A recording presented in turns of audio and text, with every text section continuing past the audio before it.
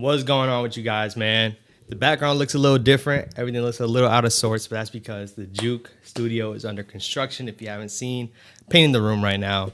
Should be done in the next couple of days, but haven't dropped a video in a little while, so I came here to talk with you guys about one of our best players and one of the best position groups that we're looking towards, and that is Kayvon Thibodeax. Shout out to my guy Kayvon Thibodeax. First and foremost, man, I hope everyone had a great Thanksgiving. Hope you were able to spend it with your family and even spend it with yourself. Hope you guys ate some good food, had some work off, hopefully, and were able to enjoy that time. So let's dive straight into it. Kayvon Thibodeax, man, has 10.5 sacks. And, you know, previous to yesterday's game, the couple of games that were slated yesterday, he was 5th in the NFL in sacks at 10.5. And that's up there with guys like Max Crosby and Micah Parsons, and actually more than Micah Parsons.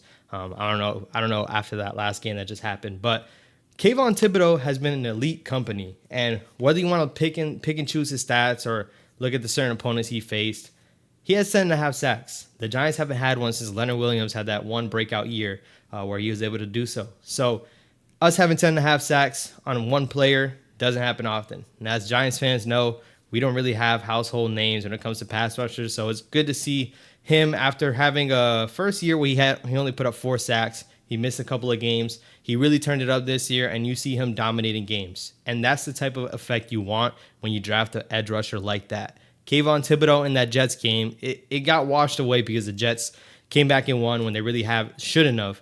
But Kayvon Thibodeax had 3 sacks in that game, a game ender, which it should have been. And that's the type of production that you want to see from your player, from your number 5 overall pick in that draft class. Kayvon Thibodeax has been everything we could have asked for. And it's funny because he actually started off the season pretty slow. You've seen the guys on WFA and going off on Carl Banks and also just going off in general about, hey, he's not that same effect on other players like a Micah Parsons, like a Max Crosby. He doesn't have that effect. No matter how you get it, this man has 10.5 sacks. And this is something that's never been done under the Wink Martindale system. And you've seen guys like Matthew Judon be in that system. Now, you know, every opportunity is not created equally. Dexter Lawrence helps tremendously.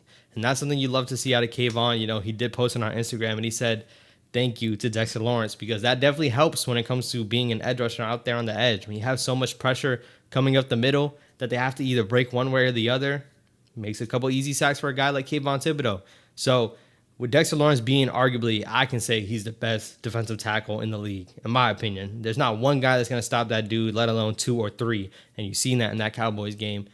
Having that on your D-line definitely helps you, but you love to see what you've seen so far out of Kayvon Thibodeax, because guess what? He knows how to kill the Commanders, and he knows how to take advantage of some matchups, man. His speed is something that other defensive linemen don't have, and as long as he continues to integrate his hands and integrate some of the power moves that he has, he's going to be set up for a really great year coming forward, as well as next year and the following.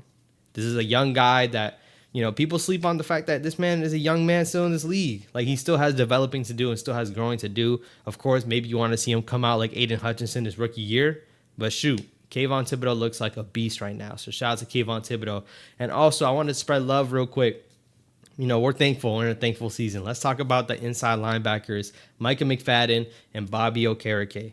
Those 2 guys are playing their hearts out. Now, slated up for this game against the Patriots, they are a little banged up. You've seen Bobby Okereke a little banged up. So is Dexter Lawrence. But all in all, they've gotten as much as they could have out of this position group, because keep in mind, Micah McFadden, people thought Darian Beavers was going to be starting alongside Bobby Okereke. And then he came in and ended up stealing that position, and he's locked it down, in my opinion. Bobby Okereke has also played well, but Micah McFadden, who I'm really shocked with, because Bobby Okereke, we paid him his money to be here for a reason. He was a good linebacker in the Colts, playing alongside actually the guy that just got released, Darius Leonard, Shaq Leonard.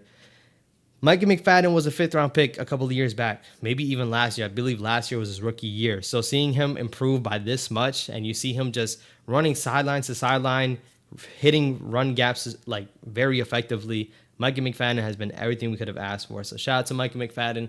Shout out to Bobby Okereke. You know, all in all, this defense is looking right. You know, out of the offense this past game, as you know, we did have some chunk plays that were taken off. But I'm looking to see what we're able to do against this Patriots defense. Now, playing against Bill Belichick is not easy. I think the defense is a little, kind of just like our situation, where I think the Giants defense is better than the Patriots defense, but ultimately, their offense is what's really having them tank games.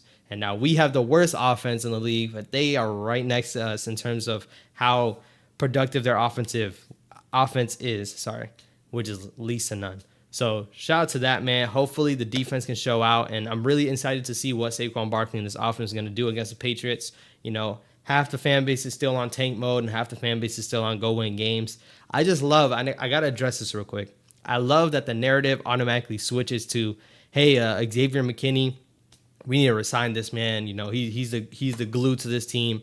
When all that losing was happening, nobody was talking about re-signing anybody. Nobody was talking about keeping anybody, you know, but one win changes everything.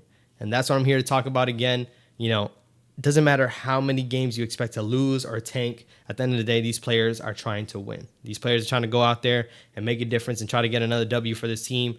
And they're going to continue to do that, whether we like it or not. So this Patriots game, in my opinion, if they beat the Patriots, your quarterback, or, you know, we could always trade up. But at the end of the day, like our seeding wise, if we're going to be top 2, that's gone. That's completely gone, in my opinion. This is the tank bowl right here. Whoever loses this game will probably be in a top 2, top 3 pick. So I'm looking to see what's going to happen with that. I should be having another video drop before that game, man. But if I don't, man, stay tuned for the community tab. Stay tuned for the next video to drop, man. Hopefully I'll paint this room soon and we get everything back and rolling. But I'll catch you guys in the next one. Have a happy Thanksgiving. Peace.